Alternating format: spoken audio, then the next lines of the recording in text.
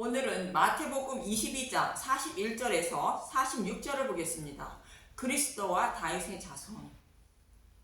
하나님이 주신 율법을 생명과 같이 지키고 있는 바리새인들이 예수님께 나와 율법 중에 어느 계명이 크냐고 묻자 예수님은 하나님을 사랑하는 것이 첫째 계명이요 이웃을 내 몸과 같이 사랑하는 것이 둘째 계명이라 말씀하셨습니다. 그래서 하나님을 사랑하고 이웃을 사랑하는 것이 무엇인지 말씀드렸습니다. 사람은 육신이 연약하여 기분이 좋을 때는 하나님을 사랑하고 이웃도 사랑하지만 그렇지 않을 때에는 내 몸만 사랑하는 것이 저와 여러분인 것입니다.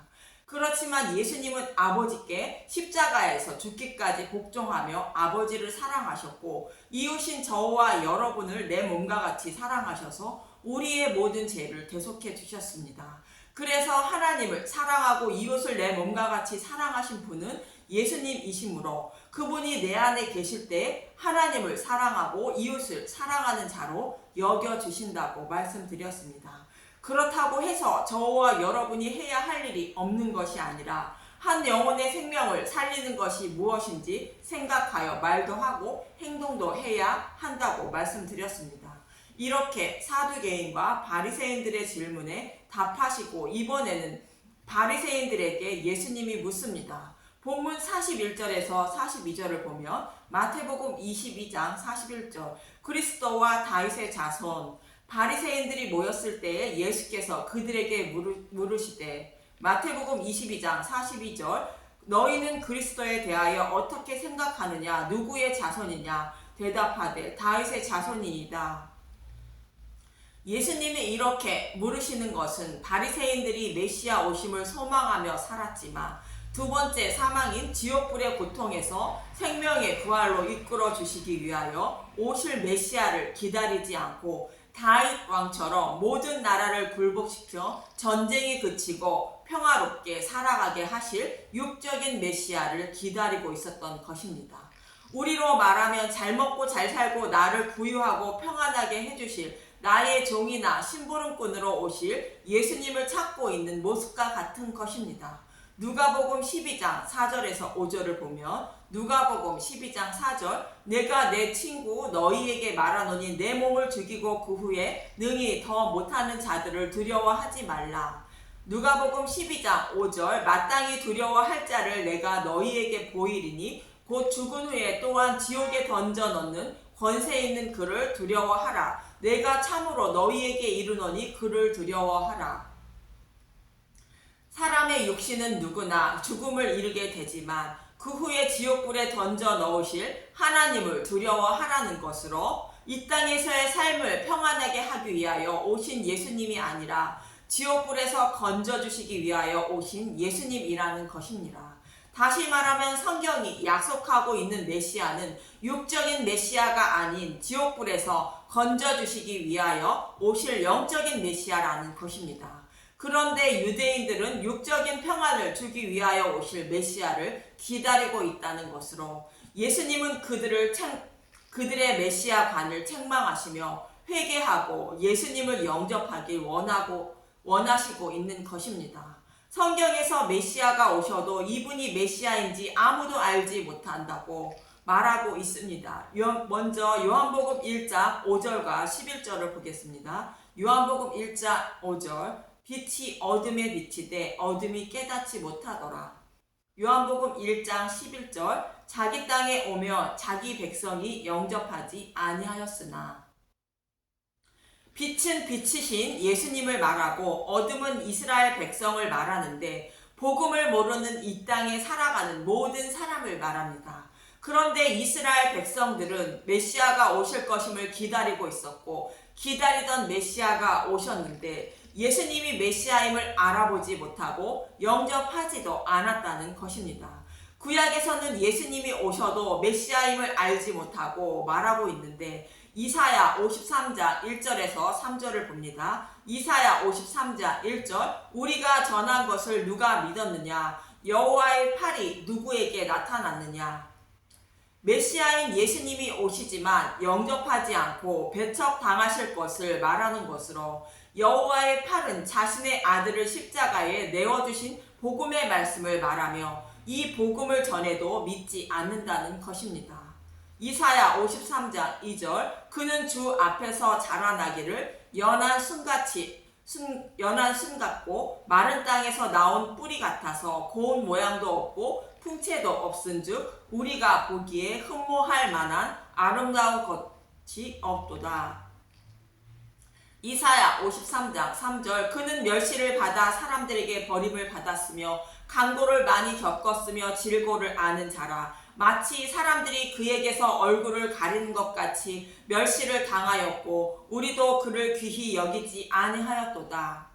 예수님이 이 땅에 오시지만 배척 당하실 것을 말하는데 길가에 자풀이 하나 자라고 있는 모습과 같아서 아무도 예수님이 메시아임을 알지 못한다는 것입니다.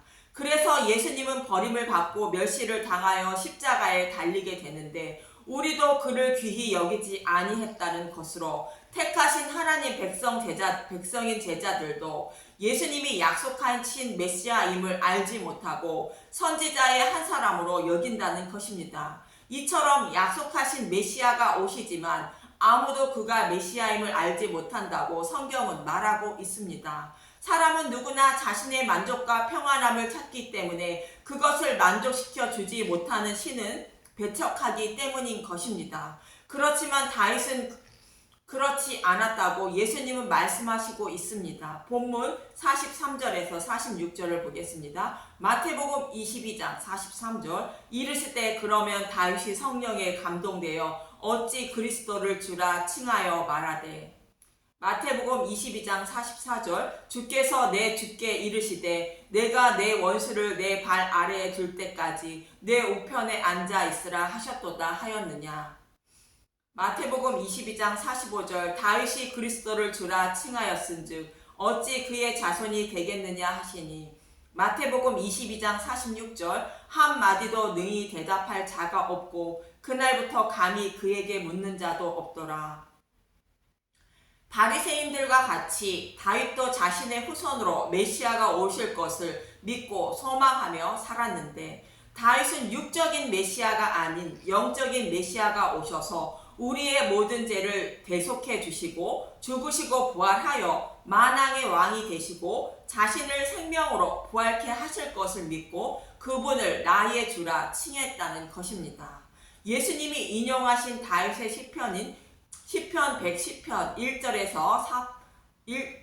1편에서 4편을 보면 시편 110편 1절 다윗의 시 여호와께서 내 주에게 말씀하시기를 내가 내 원수들로 내 발판이 되게 하기까지 너는 내 오른쪽에 앉아 있으라 하셨도다.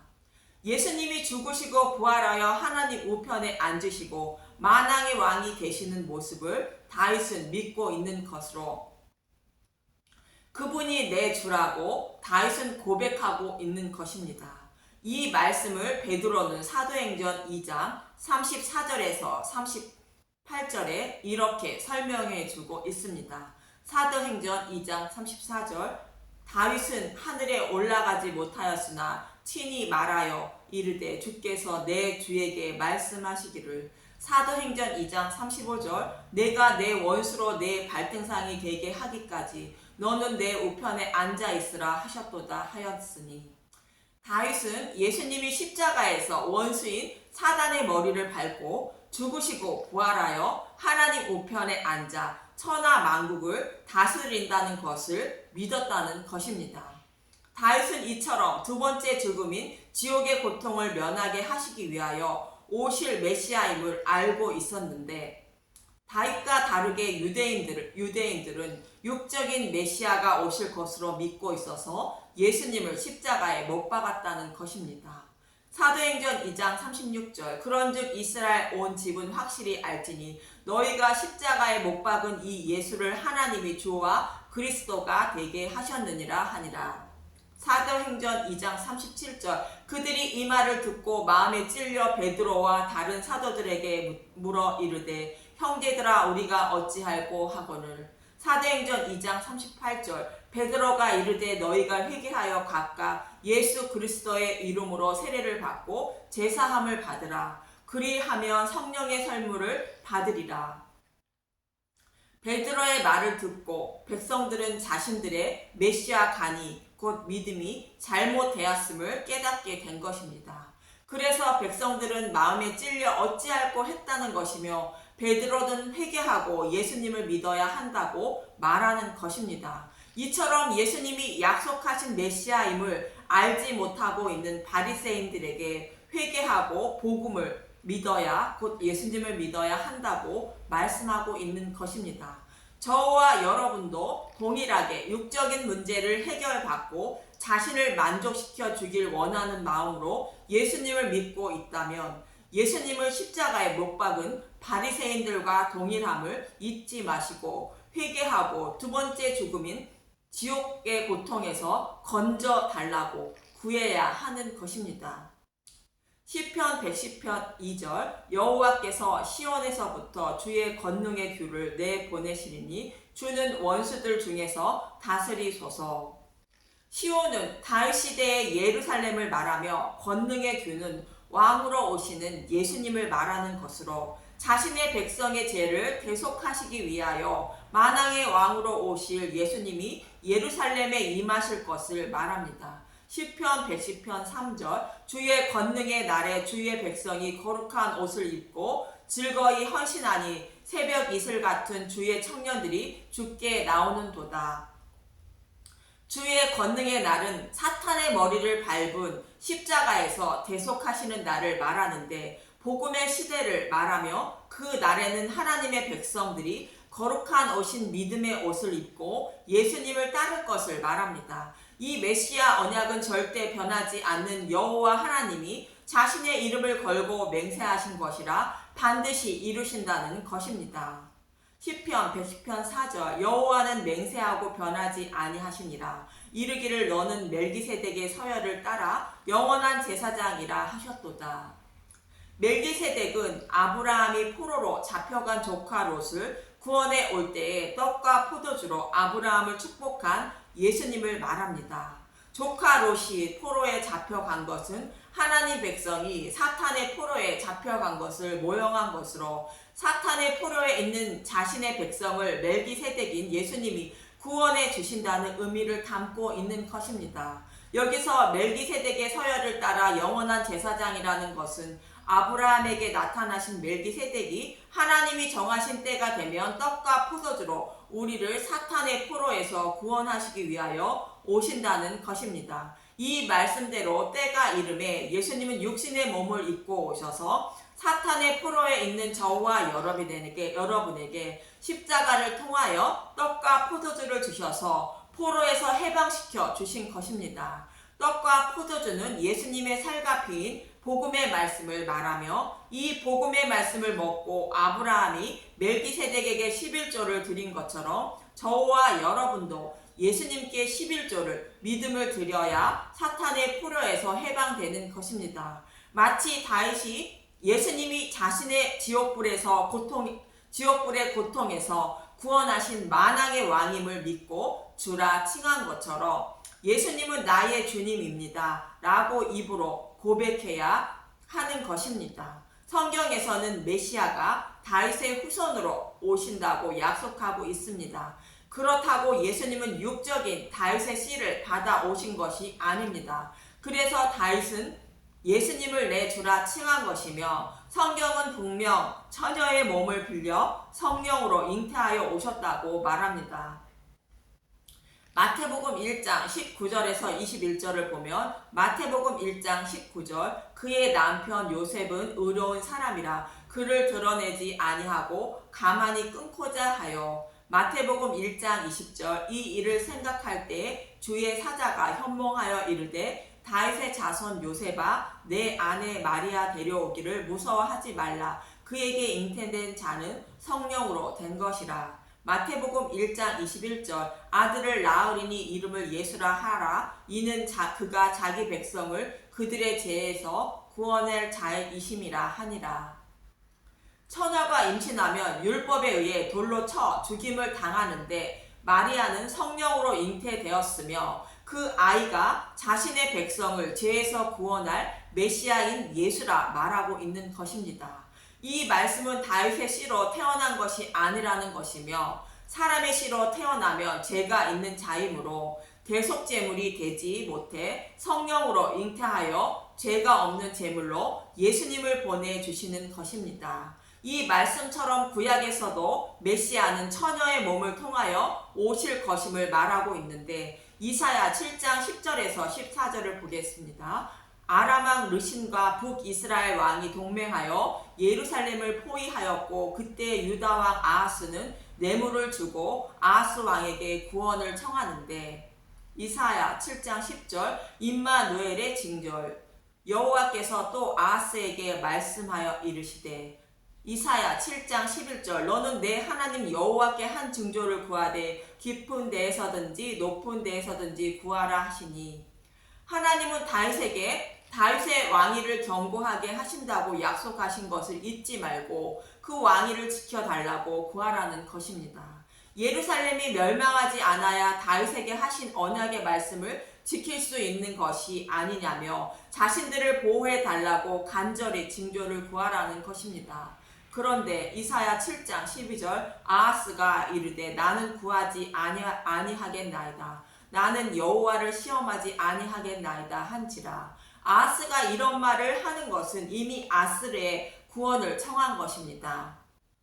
열왕기하 16장 8절에서 9절을 보면 열왕기하 16장 8절 아하스가 여호와의 성전과 왕궁 곳간에 있는 은금을 내어다가 아스루 왕에게 예물로 보냈더니 열왕기하 16장 9절 아스루 왕이 그 청을 듣고 곧 올라와서 다메섹을 쳐서 점령하여 그 백성을 사로잡아 기르고 옮기고 또 르신을 죽였더라. 이처럼 아하스는 자신을 지켜줄 백을 믿고 있었던 것으로 메시아 언약을 배척하고 눈으로 보이는 힘을 의지한 것입니다. 이사야 7장으로 돌아와서 이사야 7장 13절 이사야가 이르되 다윗의 집이여 원하건대 들을지어다. 너희가 사람을 괴롭히고서 그것을 작은 일로 여겨 또 나의 하나님을 괴롭히려 하느냐. 사람을 괴롭게 하는 것은 백성들을 보호하지 못하고 있는 것을 책망하시는 말씀이며 죄에서 구원하여 영원한 생명을 주시려는 하나님의 뜻을 거역하여 하나님의 마음을 아프게 하고 있다는 것입니다. 이 말씀은 내 집을 강도의 소굴로 만들어 백성에게 다른 복음을 전하여 지옥으로 끌고 가고 있으면서 자신들의 배만 불리는 지도자들의 모습과 같은 것으로 이 모습을 보고 있는 예수님은 백성들을 괴롭게 하고 예수님 마음도 괴롭게 하고 있다고 말씀하고 있는 것입니다. 그렇지만 하나님은 자신의 이름을 더럽히지 않게 하기 위하여 약속대로 다윗의 왕위를 영원히 견고하게 하기 위하여 예루살렘을 보호하신다고 말씀하고 있는 것입니다. 이사야 7장 14절 그러므로 주께서 친히 징조를 너희에게 주실 것이라. 보라 처녀가 잉태하여 아들을 낳을 것이요 그의 이름을 임마누엘이라 하리라. 다윗의 왕위를 영원히 견고하게 하실 만왕의 왕이신 예수님을 처녀의 몸에 잉태하게 하여 육신의 몸으로 보내신다는 것입니다. 이렇게 우리의 구원자로 우리의 왕으로 예수님은 오셨지만 자신들이 상상하고 있던 메시아와 육신의 몸을 입고 오신 예수님의 모습이 너무나 다른 모습으로 이스라엘 백성들은 예수님을 배척한 것입니다. 마태복음 13장 54절에서 57절을 보면 마태복음 13장 54절 고향으로 돌아가사 그들의 회당에서 가르치시니 그들이 놀라 이르되 이 사람의 이 지혜와 이런 능력이 어디서 났느냐. 마태복음 13장 55절 이는 그 목수의 아들이 아니냐. 그 어머니는 마리아 그 형제들은 야고보 요셉 시몬 유다라 하지 않았느냐. 마태복음 13장 56절 그 누이들은 다 우리와 함께 있지 아니하냐. 그런즉 이 사람의 이 모든 것이 어디로 났느냐 하고 마태복음 13장 57절 예수를 배척한지라 예수께서 그들에게 말씀하시되 선지자가 자기 고향과 자기 집 외에서는 존경을 받지 않음이 없느니라 하시고 예수님이 잘하시는 모습을 보고 있던 고향 사람들은 예수님이 자신들을 구원할 자임을 알지 못한 것이며 예수님의 입에서 나오는 지혜와 능력을 의지하지 못하고 예수님이 다윗과 같은 육적인 왕이 될 싹을 볼 수 없자 배척한 것이며 영적인 왕이 오셔서 자신들을 영원한 죽음에서 영원한 생명으로 인도하실 메시아임을 알지 못한 것입니다. 예수님의 입에서 나오는 말씀의 지혜와 능력을 배척한 것입니다. 곧 복음을 배척한 것입니다. 예수님은 그것을 책망하시고 있는 것이며 저와 여러분에게도 말씀하고 있는 것입니다. 저와 여러분도 동일합니다. 내가 원하는 것을 얻고 내 뜻을 이루기 위한 목적으로 교회를 다니며 예수님을 믿고 있다면 이들의 모습과 다름이 없는 것입니다. 내가 생각하고 있는 예수님의 모습이 아니기 때문에 아무리 진리의 말씀을 전해도 받아들이지 못하고 예수님을 믿지 못하는 것이며 결국 지옥불의 고통을 면하지 못하게 되는 것입니다.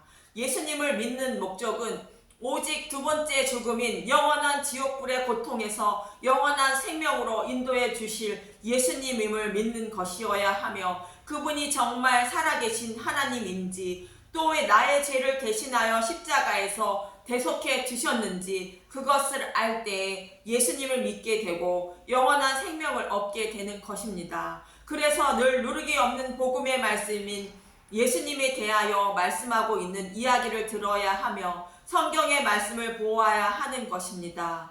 그런 저와 여러분이 되시길 간절히 기도합니다. 감사합니다.